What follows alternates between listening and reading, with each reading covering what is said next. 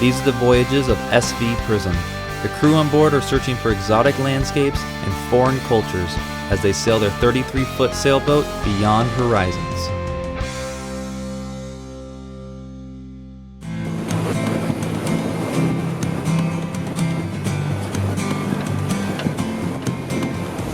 As we made our way back to La Paz, we were met with an easterly squall. A squall is a small storm that is generally short-lived. They can pick up wind and rain, and if you're ready for them, you can use this added energy to your advantage. You call this a storm?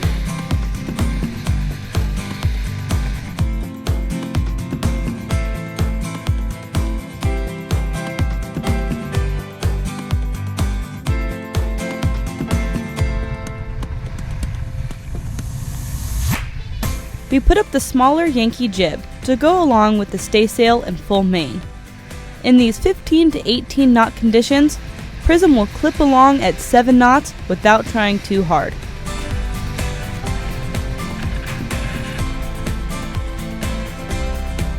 Having the right sails for the correct conditions can make the difference between having a good time, being frightened, or even breaking something.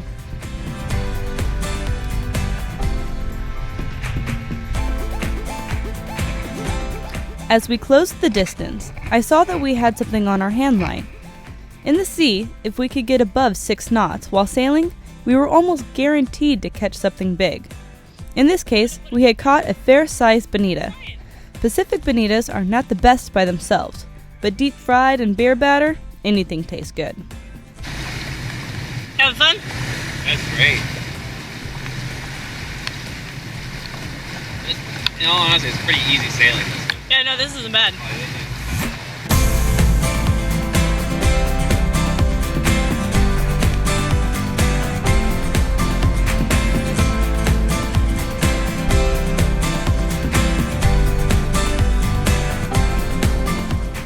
In the words of Captain Ron, it's just a little squall. They come on you fast, and they leave you fast. And boy was he right about this one. The wind blew 18 knots, then steadily decreased.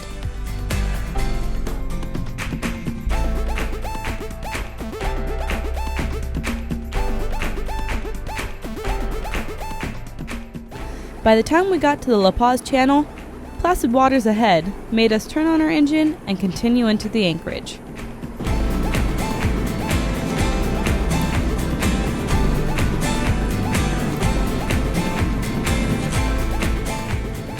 We decided to spend only one day back at La Paz, fearing that if we stayed any longer, we would get stuck there again. Reorganizing since it has just hit the fan. It's hit the fan? Well, no, just like this is like All kind of mixed into one each other. We do a big reprovision today? we did. And with our bilges stuffed with food, we got ready to set sail north. So we are officially leaving La Paz. It was a quick stay, but to be honest with you, I'm ready to move on. It is getting hotter. It's feeling more like Mexico. It's about 80 right now, and it's supposed to just get hotter over the week. We are sailing off the anchor. Excited to get on out of here, and we're gonna go head up to Spiritu Santos today because we have a nice southerly taking us right out that way. And then we're just gonna work our way up a little bit, and then when the next that comes through, we're gonna hop on up to Isla San Francisco and then keep moving up. So it's really exciting to finally be actually this is gonna be the legit cruising to see Cortez. So Shannon's up front pulling up the anchor. About 50 feet. I think it's right underneath us. Okay. I'm so glad we bought the deck wash. I pulled some of that stuff off with my hand and it started stinging immediately. Oh really? Yeah. The green stuff? Yeah. Or the nasty La Paz water? Yeah. This is why you don't swim in La Paz. It's crazy poop water. Our dock neighbors and new friends from power vessel Epic Ship stopped by just before we got the hook up to give us a celebratory bottle of champagne for breaking the chains from La Paz. We slowly made our way out of the channel, with a slight breeze to keep steerage and the 3-knot current to help make way. Towards the end of the channel, the wind filled in and we started another blissful winter sail in the sea.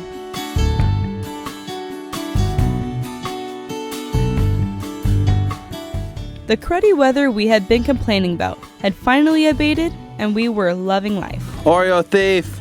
Oreo thief! They're my Oreos! Oreos. Cookie, let's see.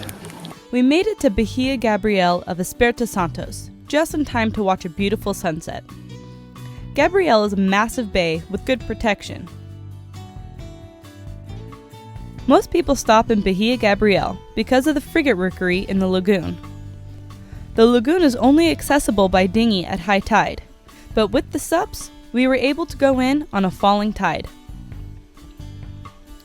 As we paddled into the lagoon, we were met with the squawks, chirps, and clicks emanating from the hundreds of birds roosting in the mangroves.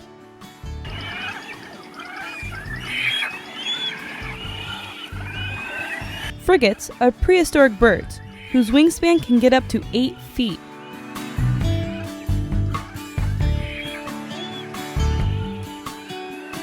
Having a body about the size of a common hen, the frigates have the largest wingspan to body weight ratio of any other bird in the world.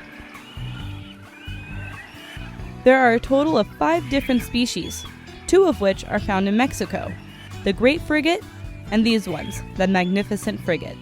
Having the chance to get up close to these birds in the wild is something we will never forget. It is tempting to get even closer to get a good look at the little white babies, but keeping a respectful distance is very important. Even at 5 feet away, wary mothers kept a close eye on us. And for good reason too. The female frigate bird lays only 1 egg every few years. The father stays for 6 months, while the mother will look after her baby, sometimes for over a year. Frigate birds are amazing travelers. They can fly 200 to 300 miles in 1 day without stopping, and even stay aloft for over a week. Their food source comes from the sea, including fish, crabs, jellyfish, and even turtles. But because their feathers are not waterproof, these beautiful birds must keep out of the water.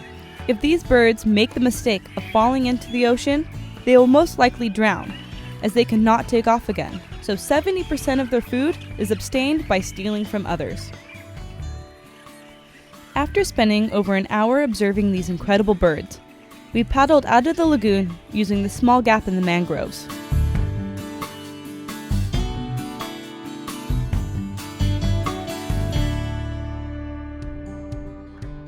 The red paddleboards were a great item to now have on board.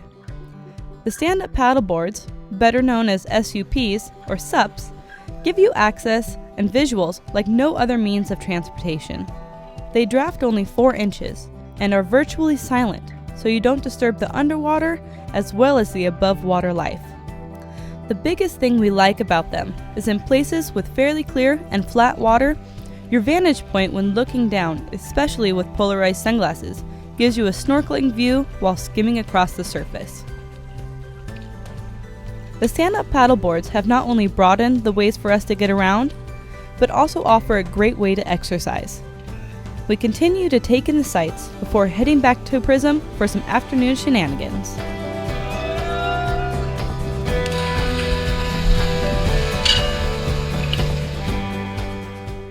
As the days passed on, we periodically cleaned the bottom of the boat.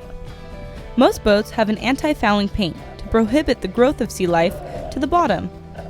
This paint is very effective in colder water, but here, where the water is getting warmer and warmer, the growth becomes more consistent.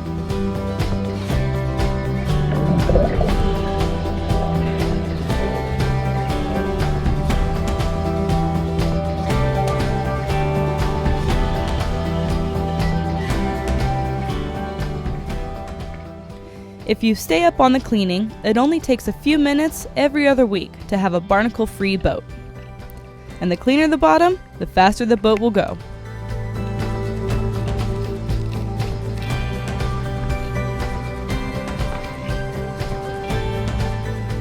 Prism was our little ship that was acting in one part as our mode of transportation, but also as our home. We become more attached to Prism as the days progress, and our relationship feels more like a friendship rather than an ownership. Being just another inanimate object created by man, boats, especially the ones you cruise on and work on, become more of a living thing than you would ever believe. Prism felt like a purebred cruising boat. She was looking sharp, and we felt like we had really dialed her in. All of us were ready to charge into the northern sea, but we were not done with the Spiritu Santos yet.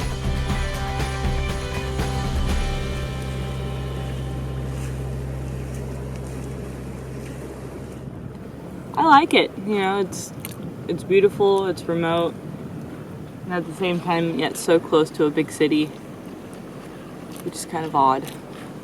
But today we saw turtles and dolphins, and the sun was wonderfully warm, the water's warm, water's clear. It doesn't get much better. Stand-up paddle boards are coming in handy. It's pretty nice. We have the whole place to ourselves besides the campers. Otherwise we'd be nude. Oh, and the bobos. I say that would be the one downfall of this area would be the bobos. So far, haven't gotten bit by too many biting bugs, just maybe a spider here or there, mosquito here or there. I'm sure that will change. Jess and Josh finally caught up with us. Jess, you may remember from previous episodes, met up with us when we first made it to the La Paz area. She had since flew back to California, met her boyfriend Josh in San Diego, then sailed their boat down to La Paz. It was too bad that they had just got to the area and we were leaving, but we had a feeling we would see them again in the future. Espiritu Santos is very popular because it offers a vast amount of bays to visit that virtually give adequate to very good protection. There are a lot of cruisers that feel Espiritu Santos is one of the best sights in the sea, and we would have to agree. If you don't have time to explore the entire Sea of Cortez, Espiritu Santos gives you some of the best sights and wildlife the sea has to offer. We continued our trek north, along the 8 miles of coastline, arriving to one of our favorite spots on Earth, El Mezteno. El Mezteno is one of the most northern anchorages on Espiritu Santos, and is also one of the smallest. Only being able to hold 2 to 3 boats, the tall canyon-like arroyo cliffs surround you with a picturesque beach right off the cover of a travel magazine. We got to the beach and got our hiking shoes on. Our guide mentioned an easy trail to the top of the arroyo, and we were excited to explore.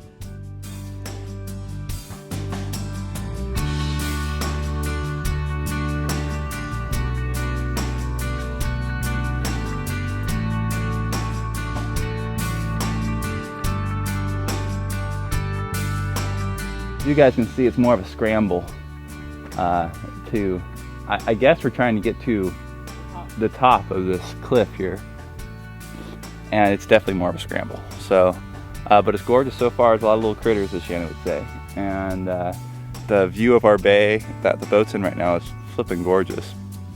And yeah, we're just gonna keep working our way up. It's a little warm today, but there's a little bit of a breeze to keep the heat off. So that's good. But yeah, keep working. It's nice to be on ground again and walking around on rocks. It's been a while. Since we had arrived, 2 other cruising boats had joined us in Mezteno. They had hit the trail earlier than us, but we knew we would eventually catch up.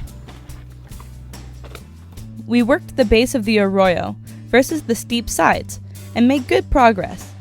But the sun continued to beat on us, and we realized we would need the remains of our water to get back out. So we went back to the beach to cool down.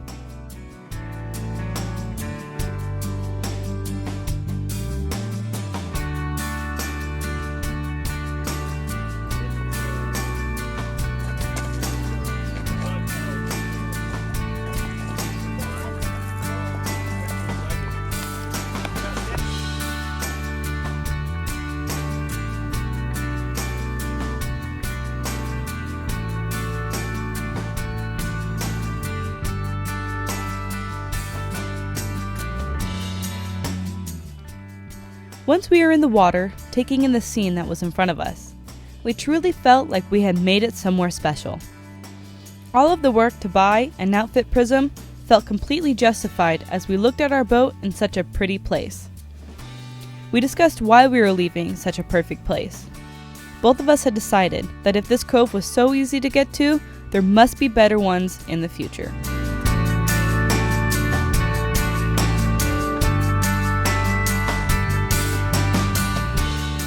On our way back to the boat, we broke an oar. John jumped into action by adding fiberglass support where the break was and did the same to the non-broken one as a precaution. Having the right materials on board turns problems into projects, and John loves his projects.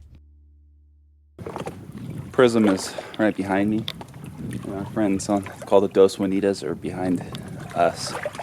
This morning I was just sitting out in the cockpit and I heard some weird rustling over on shore. I took out the binoculars and I saw a bunch of turkey vultures. Upon further inspection, it looked like what I saw was a turtle on the in the rocks. And sure enough, there is a large sea turtle, a dead sea turtle here. Big. I don't know how long. I didn't see him yesterday, so I'm guessing he just washed up last night. Yeah, pretty gory. I don't see anything wrapped around his neck, which is good. Experiences like these is really what set cruising in like the States versus cruising in Mexico, where, you know, if we were in the States, look at this cove behind us. It's gorgeous. You'd be sharing this with, there'd be moorings in here probably, and you'd be sharing it with every known human. Yeah, if this was in the States, someone would already had called and it had already been removed from the beach and incinerated, but you get to see nature kind of working in its natural way. Fresh meat like this shows up on shore. First scavengers on the scene are airbound ones, the vultures, and they do a pretty good job of picking this thing apart. I know that's why you want to pick up any plastic bags you see floating, especially the white ones, because they kind of resemble jellyfish, in cloudy water. And turtles are known to chomp on them and then, choke. It'd be really unfortunate. This big guy died from a windy day from a Walmart. Well, that's our science experiment for today. Wind looks like it's kind of pleasant out, and it's awesome here, man. Shannon's making breakfast. I did the dishes this morning. Everyone's happy. So let's see if I can get back in the boat without falling on my ass. The time had come to set sail for Isla San Francisco. We decided there was enough wind to sail off the hook. First thing is to get the boat ready to be underway. Turning on the radio, instruments, and windlass is where I start while cleaning up the cabin. The sea is pretty tame, and this only being a day sail of 20 miles, we don't have to put things too far away.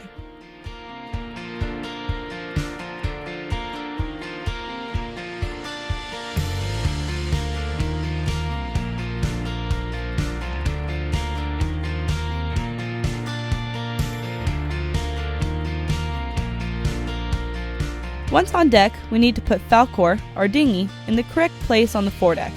But first, we wash him out.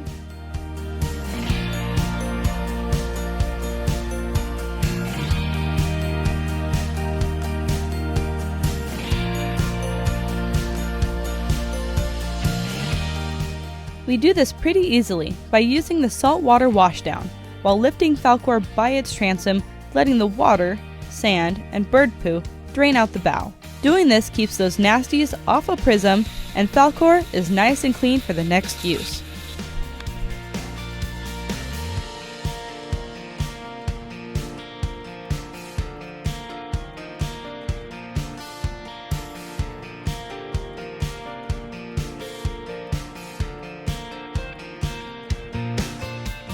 Next, stowing the boarding ladder and clipping the gates closed. Then it's time to set the mainsail.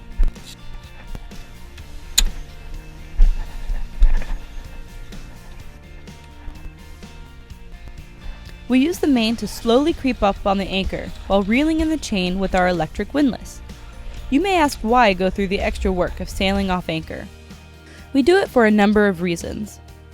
Not running the engine not only uses less diesel, but also keeps maintenance down over time, and for budget cruisers like us, this is important. Another bonus of not running the engine is it keeps the downstairs cooler.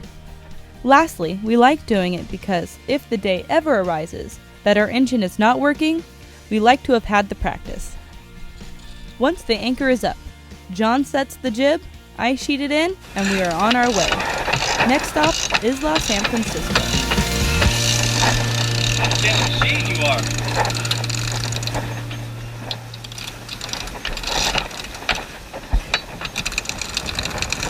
Excellent. Next time on SV Prism. Prism gets underway for a lazy light wind sail to Isla San Francisco. Once there, we soon understand why this picturesque bay is so well loved for its beauty. We decide to do the ridgeline hike and take in some of the incredible views from above.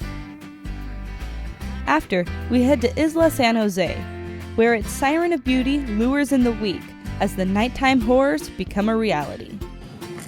Raise your arm. Oh, yeah. We hope you enjoyed this episode. If you did, please remember to subscribe if you haven't already, and share our journey to others that might enjoy our voyage. We would especially like to thank our donators and patrons for helping to continue making this show. If you want to know more about becoming a patron, please go to svprism.com and click Become a Patron. If you'd like to see where we are and what we're doing now, go to svprism.com. There, you can track where we currently are sailing and find our blog, which is up to date. Thanks again for watching. And like always, fair winds and following seas.